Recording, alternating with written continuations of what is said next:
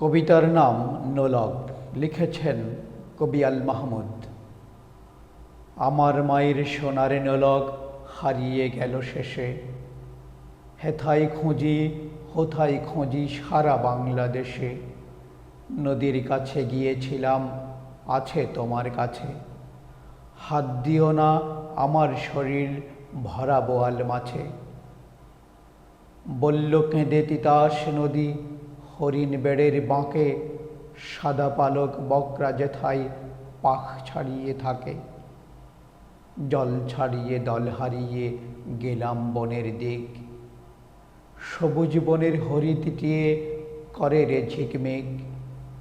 বনের কাছে এই মিনতি ফিরিয়ে দেবে ভাই, আমার মায়ের গয়না নিয়ে ঘরকে যেতে চাই। কোথায় পাবো তোমার মায়ের হারিয়ে যাওয়া ধন? আমরা তো সব পাখালি বনের সাধারণ। সবুজ চুলে ফুল পিন্দেছি নোলক পরিণত। ফুলের গন্ধ চাও যদি নাও, হাত পাতো হাত পাতো। বনের পাহাড় দেখায় তাহার আহার ভরা বুক। হাজার হরিণ পাতার ফাঁকে বাঁকিয়ে রাখে মুখ। এলিয়ে খোঁপা রাত্রি এলেন, ফের বাড়ালাম পা। আমার মায়ের গয়না ছাড়া ঘরকে যাব না।